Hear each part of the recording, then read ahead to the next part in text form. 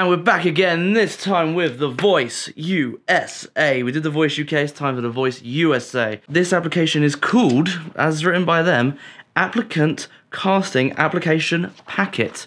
Or in other words, sign this if you want to audition for the show. This was sent to me by one of you very talented people out there, and I won't name them to protect them from their identity. You'll see why I'm not naming them later on. But yes, thank you very much for sending it. Without you, these videos would not exist. Right, so first up we have the title of the contract, as I previously stated. That's followed by some text explaining what you have to do to meet the eligibility requirements. Those requirements being, and I quote from the contract itself, application information and questionnaire, grant of rights, release, confidentiality agreement, intellectual property release, and the parent-guardian legal release, which the final one you only have to fill out if you are a minor and have a parent or guardian doing the thing for you. The first point I want to pick up from this contract, which I find personally quite interesting, it's not like bad or anything, it's just that this contract states that The Voice is a reality-based TV show. Not a talent show, a reality-based talent show. That means that talent isn't the main thing that they're going for. They're going for that reality, Love Island, Big Brother, juicy sort of trash TV thing. Nothing wrong with that, it's just proof that these shows don't care about talent, they care about entertainment. On with the eligibility requirements. First, you must live in the United States and have unrestricted rights to work within the United States and be able to get the prize because you're the United States. This makes complete sense because it's an American TV show. Second, you must be at least 13 years old by August 20th, 2018. This date will change depending on which show you are signing up for. So next year it will be like 2019, obviously, because people get older, shows change years, like don't go back in time. What am I saying? If you are under 18, you must have a legal guardian or parent sign the legal guardian parent part for you. Third, you cannot be a candidate for public office, nor can you become a candidate for public office for at least 1 year after you have left the show or whatever with the show. Basically just distancing themselves from politics, which is quite interesting because the two English contracts I've done had nothing about this in it. So send me more American ones and let's see if this is an American thing. Fourth, we have some of my favourite contractual phrasing right now. You must voluntarily submit to a complete background check in accordance with applicant laws and execute all documents the producers required in relation to said background check. They basically want to know if you're a criminal or not, and they'll use all their power within the law to find out if you are a criminal or not. Don't be a criminal. Life advice. Fifth, you must be willing to travel at your own expense through the months of June, July, and September of 2018. The producer also holds the rights to change the location you've got to go to at any time that they want to. These locations being Salt Lake City, Atlanta, Dallas, or Sacramento. Basically, you just have to pay your own way to the places they need you to be for the audition. And that's just basically petrol costs, food costs, general living expenses when on the road and traveling. You can also change where they want you to go, even if they've already told you where they want you to go. So they can be like, yo, come to Dallas, and then a week later, actually, no, come to Sacramento. Basically, they can tell you where to go, and you have to go to that place. Sixth, to accept an invitation to the show, you must fill out all paperwork and anything legal like that within a timely manner. This includes anything your family needs to sign. So if you're under the age of 18, your parents will have to sign everything in a timely manner. They want to get all the documents quickly so they can quickly get on and do the show. Seventh, you must be willing to travel to LA for up to 7 days, or as always scheduled by the producers for the final selection process. I assume this is for if you get through the initial auditions, because they will also pay for your lodging and travel, but only economy. Eighth, if you are selected, you must be willing to travel to one or more undisclosed locations for filming. This is during the months of September 2018 to May 2019. Ninth is a very long paragraph and my attention span's struggling, so I'm going to power through this. Let's do it. Basically, they hold the right to make anyone ineligible to be on the show if they have any affiliation with anyone to do with the show whatsoever. So for example, if your mother works on the show, you can't then go on the show because there'll be obvious bias in that aspect. It's kind of like if I made a video about a contract, but the people that wrote the contract were paying me to make the video on the contract. You can't trust if someone's being completely legit or not. They just want to get rid of all bias so no one can complain about cheating. We can just complain about terribly written contracts. 10th and final of the eligibility requirements, they can change or amend anything that was just stated whenever they want and it's still applicable to you. Finally, they have the I hereby do understand that I didn't read any of this but I'm starting my life away part. That took a lot longer to do than I was expecting because it's very dense. Next up is the grant of rights, release, confidentiality and arbitration agreement. Right, before we start, I want to point out something I hate about contracts, especially contracts like this. They're so annoyingly written that it's next to impossible to discern anything out of it.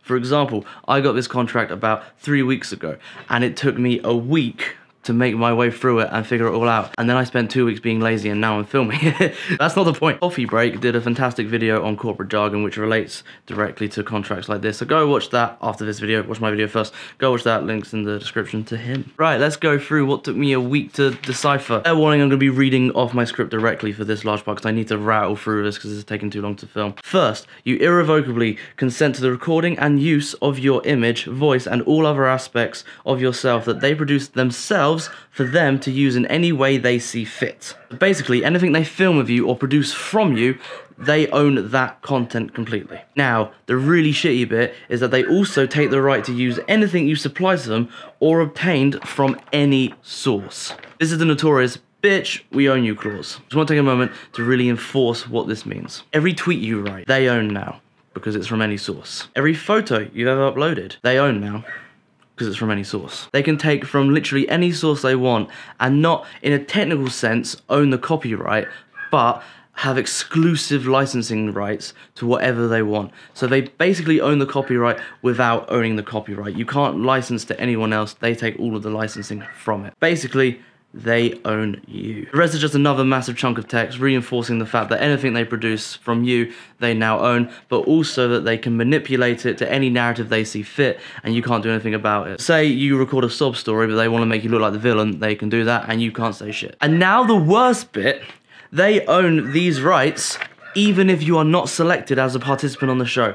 The act of signing this contract results in them owning you even if you don't go on the show. Second, you cannot sign this if any of your content has rights with any other third party. So say if you did something with a producer, say a producer made a beat for you and then you did some singing over it, you can't go on the show because that producer holds some copyright over content you've created before. They basically just want to be the sole owner of everything you own, and if there's other third parties involved, it gets messy. Third, by signing this, I'm going to stress right now, signing this doesn't apply if you haven't signed it. You agree that you will not disclose anything about the show or anything in this contract. And if you do, that will qualify as a breach, and they can take $500,000 from you for that breach. So to that I say, share this video, and every share is $500,000 in damages.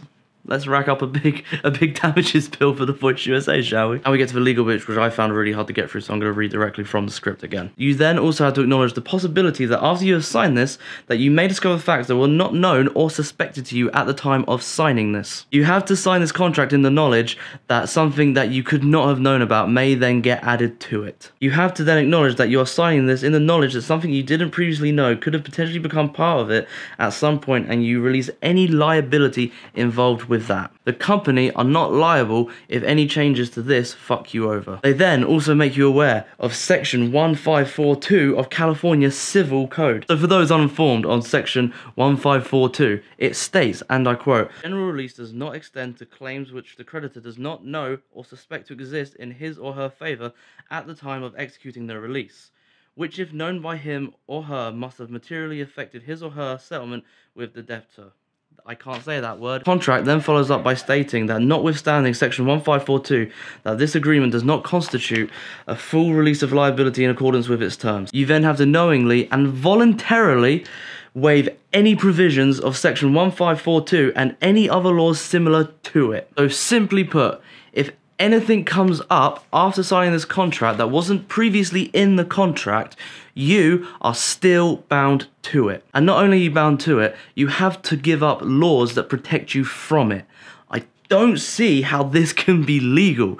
It's wrong. Fourth, this contract is held within the law of Los Angeles County, California, and you have to agree that any disputes that happen will happen under those laws. All contracts state which laws they're abiding to from which area of the world, mainly so that they can make it as favourable to them as possible.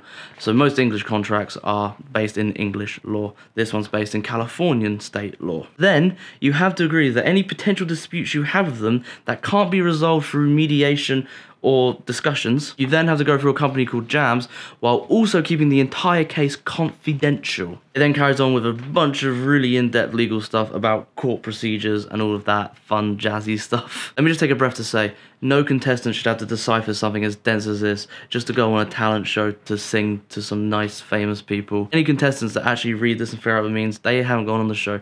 You only go on the show if you don't actually know what you're signing, because this is awful. The final legal part of this is that due to the unique nature of the show itself, any breaches will cause damages that cannot be compensated through money, so that they can therefore seek and obtain other injunctive and other equitable relief from any court. Basically, if you sign this and then make a video exposing this, they can send like legal shit to you to get you to take the video down. Good thing I didn't sign anything. Finally, there's another long section saying that you have read and understood everything in this contract, which no one has done until they watch this video. And finally, there's a big bold part that reads, and I'm not kidding, I understand that I'm giving up certain legal rights under this agreement. I'm not joking. This contract forces you to give up legal rights, those being under the previously mentioned section 1542. Disgusting. Now lastly, we're on to the intellectual property release. Whew. Pretty much just more of the same, just more specific, so I'm going to rattle through this a lot quicker because we don't want to retread ground that we've already tread, but it's here, so I'm going to go through it for the sake of efficiency. First part is a very long-winded way of saying we own anything that we film or make from you, and we can use it however we see fit. You don't own the copyright, we do. Second, you waive any right to see any of what they filmed of you before it is aired on TV. This is so that if you watch yourself back and you disagree with how they portrayed you, you can't do anything, you can't see it back, you wait till it comes out, and then you can be disappointed with your representation. Third, and this section says a couple of things, long section, surprise, a long section in this fucking contract. You have to confirm that no one else owns any copyright over you. If it becomes revealed that they do own copyright over you, they give up all responsibility for that. You have to cover all legal fees, and anything to do with that is your problem. They wipe their hands clean of you if any copyright disputes come up that weren't previously known before. You also have to make sure that the company doesn't pay any costs in relation to anything like that. Finally, you sign over all of your intellectual property to the producers of the show. And there we have it, the contract for The Voice USA. It's terrible, it's awful. Guess what? Disgusting. Spoilers in the name of the video, innit? It's easily just as bad as the Britain's Got Talent video, if not worse in some ways, given the fact that you have to give up legal rights. The fact that you have to give up legal rights is revolting, as well as the fact that they just own whatever they want from you. With all that being said, thank you very much as always for watching my little contract breakdowns. I hope they help you out. If they do help you out, that warms my heart. Yes, the microphone is gone. Didn't go quite to plan. I could have fixed it, but I'm too busy to worry about a little audio glitch. This time I've used the Rode onboard camera microphone, so I hope that's better. If not, you just sat through having to deal with bad audio, but I hope you didn't. Anyway, links to all of my stuff in the description down below. I hope to do more contract videos. If you've got a bad contract, send it to me. You won't get in trouble. I'll take the hit for you. And yes, see you in the next video.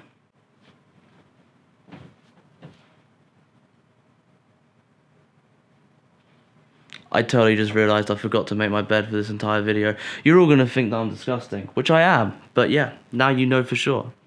That's my unmade bed.